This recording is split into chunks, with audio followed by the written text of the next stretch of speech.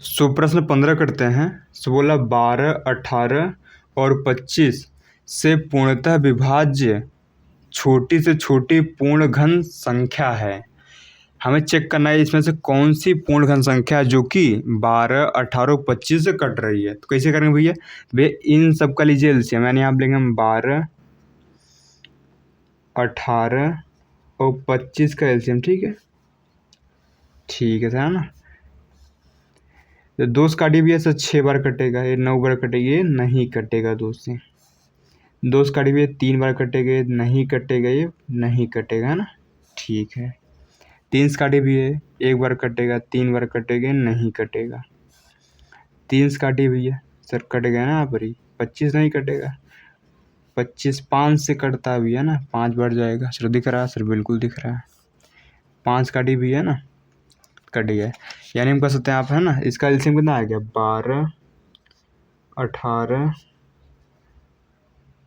व 25 का लस, है ना, यानी एलसीएम कितना आ गया यहाँ पर सर? वो आ गया यहाँ पर 2 गुणा 2, है ना, ये आ गया ना। देखिए 2 बार 2 है और 2 बार 3 है और यहाँ 2 बार 5 है। ठीक है सर, ठीक है। देखिए पूर्ण घन है क्या सर? पूर्ण घन की कंडीशन क्या है सर? 3 का समूह बनना चाहिए, यानी त्रिक बनना चाहिए। देखिए यहाँ 2 है सर, 1 2 की कमी है, यहाँ 1 3 की कमी है, यहाँ 1 5 की कमी है ना। अतः अगर इसमें हम 1 2 से और 1 3 से और 1 5 से गुणा कर देंगे तो पूर्ण घन बन जाएगा। ठीक है, लिखें यहाँ पर, है ना, कि 2 गुणा 3 गुणा 5 से, है ना, गुणा करने पर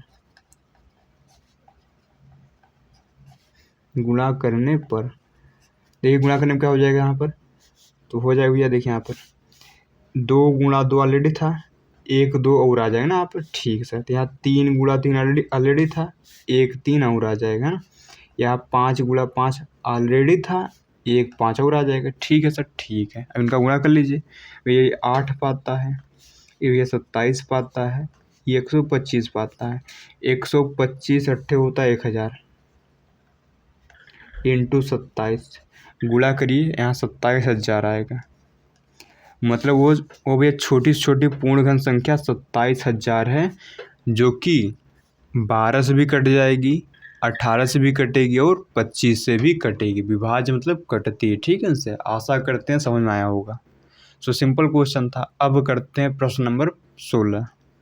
सो देखिए प्रश्न 16 दिया है, बोला वह छोटी से छोटी संख्या जिसका 10,000 में गुणा करने पर गुणनफल पूर्ण घन बन जाता है निम्नांकित होगी। मतलब इसमें से कौन सी संख्या? देखिए तो ये इसको हल करते हैं। तो हम देखिए 10,000 लिखा ना आप, ठीक है सर, इसको तोड़िए जरा भी, है ना। देखिए इसमें 3 3 का समूह बन रहा है क्या, है ना। देखिए इसको 10 गुणा 10 गुणा 10 लिख सकते हैं सर, कोई दिक्कत नहीं है ना। और एक 10 और लिख सकते हैं आप, क्योंकि 10,000 है ना आप। ठीक है, देखिए यहाँ 3 का एक समूह बन गया ना। ठीक है, लेकिन अभी हमें यहाँ 2 10 की कमी है। किसकी कमी है भैया? यहाँ पर यहाँ 2 ठे 10 चाहिए। ठीक है, मेरे एक यहाँ चाहिए, एक यहाँ, है ना, तभी पूर्ण घन बन जाएगा। ठीक है सर, ठीक है। मतलब हमें 2 10 चाहिए, यानी इसमें हम किससे गुणा करेंगे बोलिए? अगर इसमें हम 10 गुणा 10 से गुणा कर दें तो हमारा काम बन जाएगा। तो कैसे करेंगे देखिए, है ना। तो लिख देंगे यहाँ 10 गुणा 10 से गुणा करने पर ठीक है, तो कितना होगा यहाँ पर? देखिए 10 गुणा 10 गुणा 10 गुणा 10 ऑलरेडी था, 2 ठे 10 और चिपक जाएंगे। अब देखिए यहाँ भैया जोड़ा अवसर 3 3 का समूह बन गया, अतः पूर्णघन हो गई। तो हमने किससे गुणा किया था भैया? 100 से। किससे गुणा किया था? 100 से। आशा करते हैं समझ में आ गया होगा। तो हम 10,000 में 100 से गुणा कर देंगे तो हमारा पूर्णघन प्राप्त हो जाएगा। आशा करते हैं समझ में आया होगा। अब बढ़ते हैं अगले प्रश्न की ओर। सो देखिए ये भी बड़ा सिंपल प्रश्न है।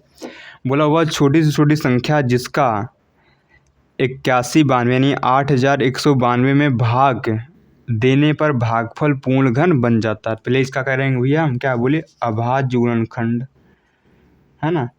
तो जिसका भैया 3 का समूह नहीं बन पाएगा उन्हें भाग लगा देंगे। 2 से काटेंगे 9 बार जाएगा, 2 चौके 8, 2 छंग 12। ठीक है सर, ठीक है ना। आशा करते हैं यहाँ तक समझ में आया होगा। फिर 2 से काटिए भैया, कई बार जाएगा 2 2 चौके 8, 2 सत्ते 14 है ना। ठीक है सर, ठीक है। सो देखिए यहाँ गलती हमने कर दिया, ठीक है। यहाँ पर 81 92 था भैया, ठीक है। यहाँ हम 81 92 लिखेंगे, ठीक है। 2 से काटिए भैया, 2 चौके 8, 2 9 18 और 2 छंग 12। सर यहाँ 0 क्यों आया? क्योंकि हमने यहाँ पर 2 अंक साथ में काटा, ठीक है। जब 2 अंक साथ में कटते हैं 0 लग जाता है।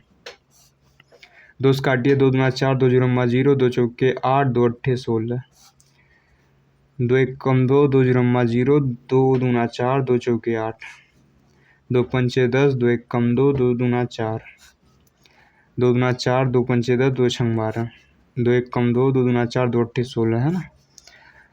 2 छंग 12, 2 चौके 8, 2 तिहाई 6, 2 दूना 4, 2 1 कम 2, 2 छंग 12, 2 अट्ठे 16, 2 चौके 8, 2 दूना 4, 2 1 कम 2। कट गया ना सर, ठीक है।